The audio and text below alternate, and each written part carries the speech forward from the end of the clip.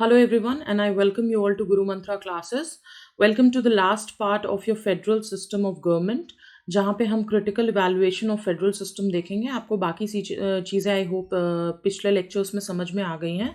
तो without wasting time let's just quickly start with the critical evaluation. Critical evaluation का मतलब किसी चीज़ को हम क्रिटिसाइज करते हुए इवैल्यूएट करते हैं that the thing mentioned is correct और नॉट. ठीक है, देखिए ऊपर की सारी बातों से हमको ये तो पता लग गया कि जो हमारा इंडियन कॉन्स्टिट्यूशन है वो थोड़ा सा जो बाकी के ट्रेडिशनल फेडरल सिस्टम्स है जैसे कि यूएस, स्विट्जरलैंड, ऑस्ट्रेलिया, ठीक है, उसमें बहुत सारे डेविएशंस हैं. ठीक है, और इंडिया के कॉन्स्टिट्यूशन ने बहुत सारी ऐसी चीज़ें इनकॉर्पोरेट की है जिसमें कुछ यूनिटरी फीचर्स हैं, कुछ नॉन फेडरल फीचर्स हैं, जो कि सेंटर की तरफ पावर टिल्टिंग के फीचर्स को दिखाता है कि इस इंडिया में जो सेंटर है वो कंपैरेटिवली जो स्टेट्स हैं उनसे स्ट्रांग है. ठीक है, तो ये क्या फीचर्स है? एक तरह से नॉन फेडरल फीचर्स है. अगर सेंटर ज़्यादा स्ट्रांग रहेगा तो डिविजन ऑफ पावर इतना प्रॉपर नहीं होगा, है ना. और जब डिविजन ऑफ पावर प्रॉपर नहीं है that means it is non federal feature, या फिर थोड़ा सा यूनिटरी है जो कि सेंटर की तरफ टिल्ट कर रहा है. So this has prompted the constitutional experts to challenge the federal character of Indian constitution. तो इन बातों को ध्यान रखते हुए जितने भी आपके कॉन्स्टिट्यूशनल एक्सपर्ट्स हैं उन्होंने इस फेडरल कैरेक्टर को चैलेंज किया है. तो केसी वियरे ने डिस्क्राइब किया है that constitution of India as quasi federal. Quasi federal मतलब कि जहां पे सेंटर ज्यादा पावरफुल है. ठीक है, he remark that Indian union is a unitary state with subsidiary federal features rather than a federal state with subsidiary unitary features. मतलब क्या हुआ इसका कि जो सेंटर है इंडियन यूनियन जो है वो एक तरह का यूनिटरी स्टेट है, यानी ज्यादा पावर्स किसके पास है स्टेट के पास, और इसके कुछ सब्सिडियरी फेडरल फीचर्स है, मतलब नाम के कुछ फेडरल फीचर्स है, ना कि जो हमारा इंडियन यूनियन है वो एक फेडरल स्टेट है विद सब्सिडियरी यूनियन फीचर्स. ठीक है, तो हमारा फेडरल स्टेट नहीं है ऐसा केसी वियरे कह रहे हैं.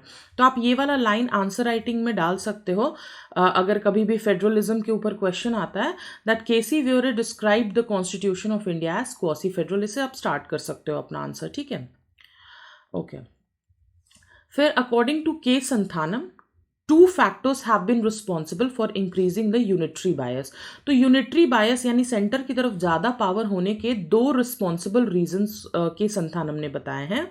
वो क्या है कि the dominance of the centre in the financial sphere and the dependence of the states upon the central grants. ठीक है, तो एक तरह का फिनेंशियल स्फीयर में पैसों के मामले में सेंटर का डोमिनेंस है.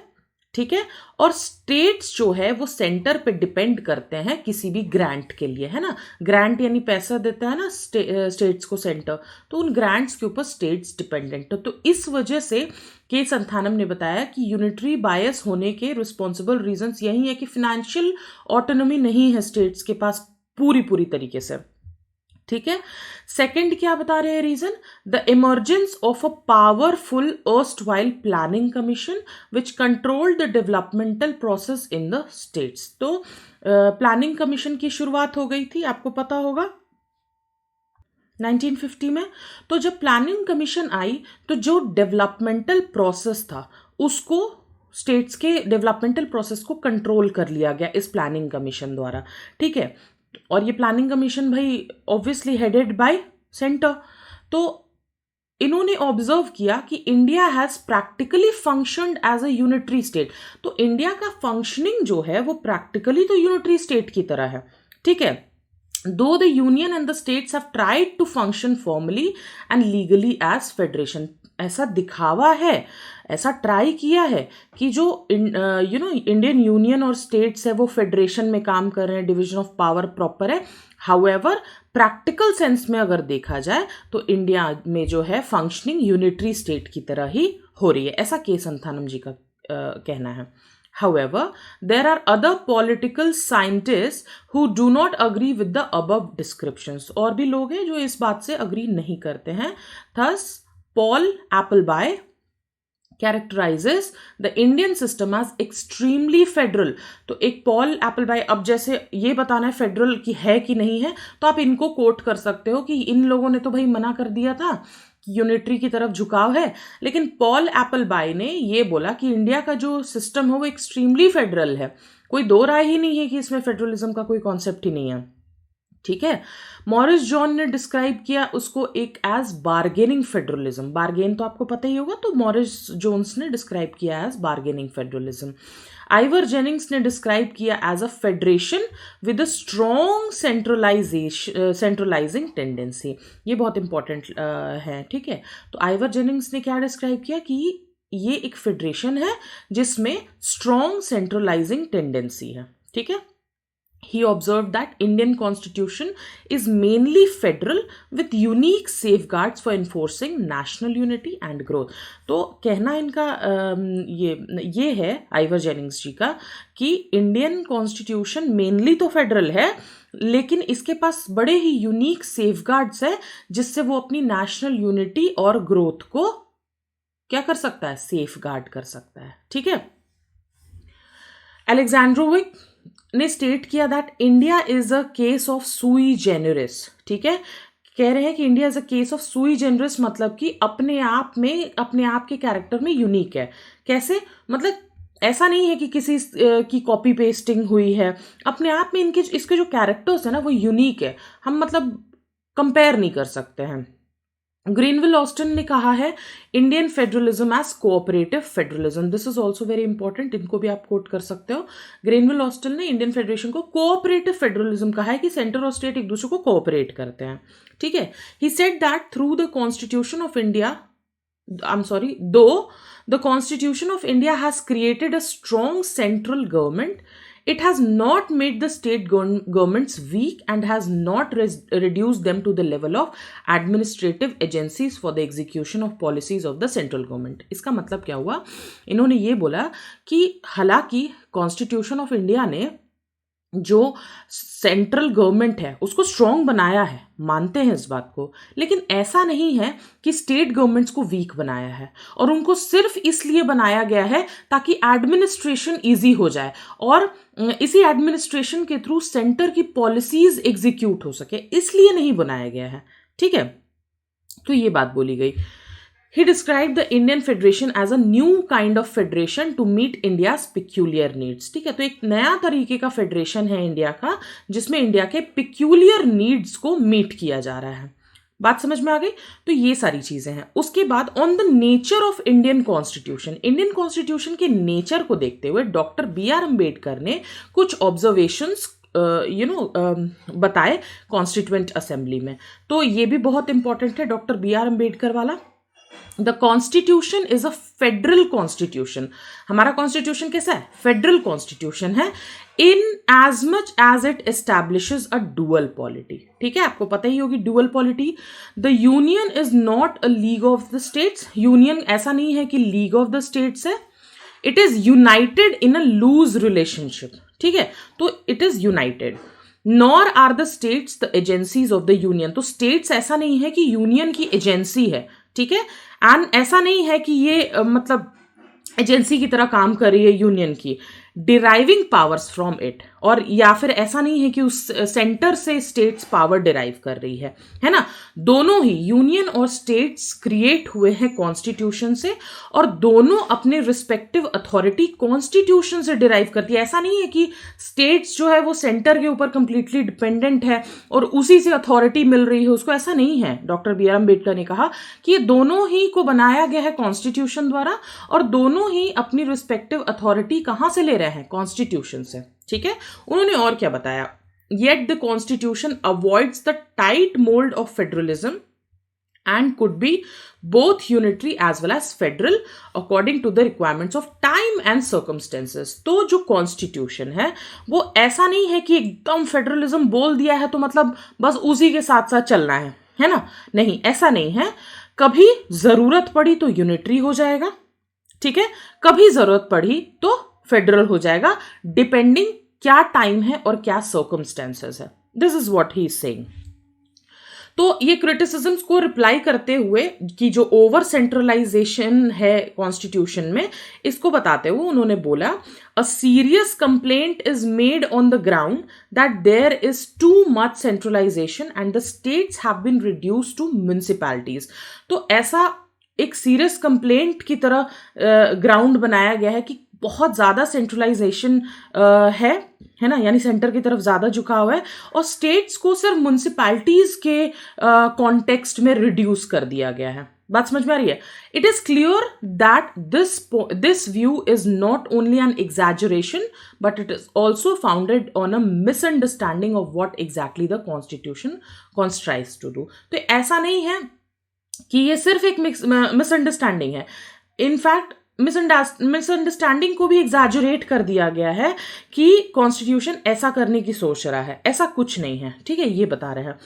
As to the relations between the centre and the states, it is necessary to bear in mind the fundamental principle on which it rests. तो जो fundamental principles है उस पर बिलीव करो. 100 की सीधी बात.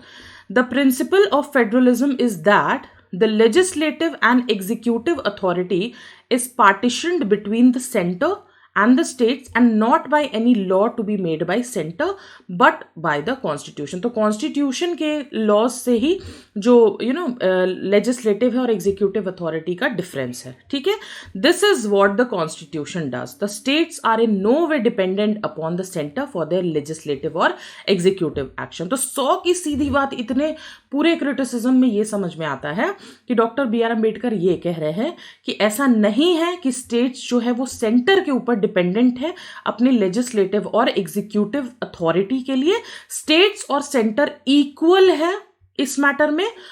It is difficult to see how such a constitution can be called centralism. इस तरीके का कॉन्स्टिट्यूशन को भी लोग सेंट्रलिज्म की तरफ कह रहे हैं.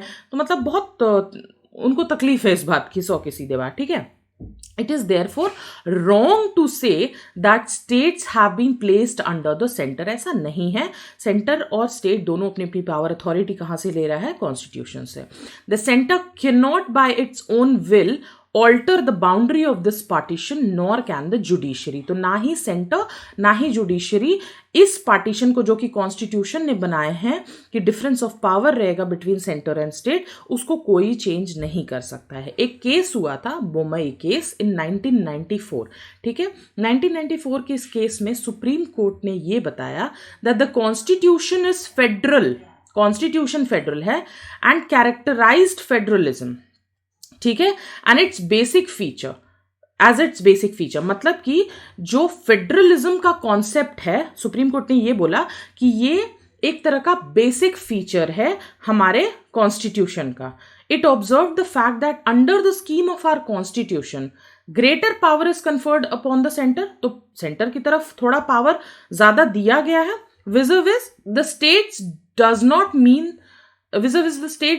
mean that the states are mere appendages of the center. कि मतलब ऐसा नहीं है कि स्टेट एक तरह का एडिशन है सेंटर के लिए, कि मतलब स्टेट्स के साथ ऐड कर दिया गया है. ऐसा नहीं है. The states have an independent constitutional existence. States का अपना एक इंडिपेंडेंट कॉन्स्टिट्यूशनल एग्जिस्टेंस है and they are not satellites और एजेंट्स ऑफ द सेंटर. ठीक है, तो कोई सैटेलाइट और एजेंट नहीं है सेंटर का, उनका अपना कॉन्स्टिट्यूशनल एग्जिस्टेंस है स्टेट्स का. Now, within the sphere allotted to them, उनकी जो बाउंड्रीज है, the states are supreme. अपनी बाउंड्री में स्टेट सुप्रीम है. The fact that emergency and in certain other eventualities, their powers are overdriven और invaded by the center. तो ऐसा है कि जब इमरजेंसी का टाइम आता है तो स्टेट्स के पावर में सेंटर इन्वेड कर देता है. मानते हैं इस बात को. But is not destructive of the essential federal feature of the constitution. तो ये essential feature के destructive नहीं है. ठीक है, दे आर एक्सेप्शंस और exceptions are not a rule.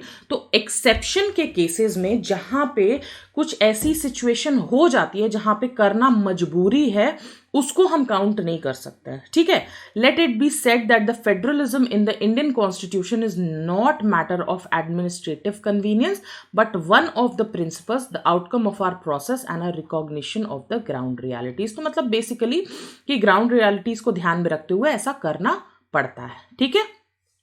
In fact, the federalism in India represents a compromise between the following conflicting considerations. तो India का जो फेडरलिज्म है वो कुछ ऐसी कॉन्फ्लिक्टिंग यानी मतभेद जैसे सिचुएशंस के बीच में कॉम्प्रोमाइज है। जैसे जब नॉर्मल डिवीजन ऑफ पावर हो रहा हो अंडर विच स्टेट्स जो है अपनी ऑटोनॉमी अपने स्फीयर में एंजॉय कर रही हो।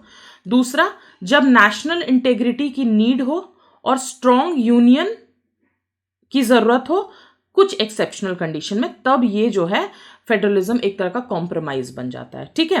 The following trends in the working of Indian political system reflects it's federal spirit. तो क्या क्या चीजें हैं जिससे ये लगता है कि हाँ इंडियन पॉलिटिकल सिस्टम में फेडरल स्पिरिट है? वो ये है कि जो भी टेरिटोरियल डिस्प्यूट होता है बिटवीन द स्टेट्स, जैसे कि महाराष्ट्र और कर्नाटका में जो डिस्प्यूट है ओवर बेलगांव, ठीक है, तो टेरिटोरियल डिस्प्यूट्स के अंदर रिफ्लेक्ट होता है। फिर अगर स्टेट्स को वाटर शेयरिंग में प्रॉब्लम आ रही है, जैसे कर्नाटका तमिलनाडु कावेरी वाटर के ऊपर डिस्प्यूट है, ठीक है, तो इस केस में आपका Indian political system federal spirit दिखाता है अपना। देन रीजनल पार्टीज, तो regional parties and they are coming to the power in states like Andhra Pradesh, ठीक है, आंध्र प्रदेश में तमिलनाडु में इस तरह के टाइम पे फेडरल वाला दिखाता है। फोर्थ क्या है, the creation of new states to fulfil the regional aspirations. तो नए स्टेट्स बना दिए जाते हैं, जैसे कि मिजोरम बना था, झारखंड बना था, है ना। Then next, demand of the states for more financial grants. तो जब स्टेट्स और ज्यादा फाइनेंशियल ग्रांट मांगते हैं फ्रॉम द सेंटर अपने डेवलपमेंटल नीड्स को फुलफिल करने के लिए, तो उस वक्त दिखता है। उसके बाद assertion of autonomy by the states and their resistance to the interference from the centre. तो स्टेट्स जब अपनी ऑटोनॉमी मांगते हैं और चाहते हैं कि सेंटर जो है उनके साथ इंटरफेरेंस ना करे, इस वक्त दिखता है।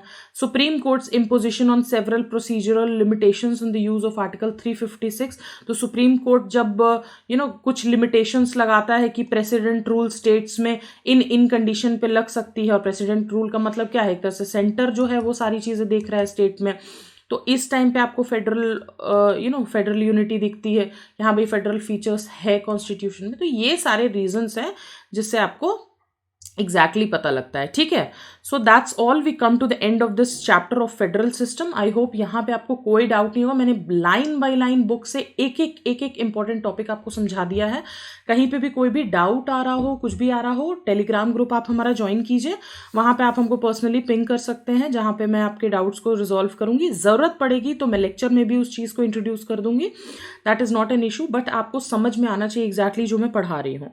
सो with this we come to the end of the chapter. Lecture अच्छा लगा हो तो हिट द लाइक बटन, और अगर चैनल को सब्सक्राइब नहीं किया है तो सब्सक्राइब करके बेल आइकन प्रेस करना ना भूलें for regular updates. Thank you so much guys, keep preparing and bye bye now.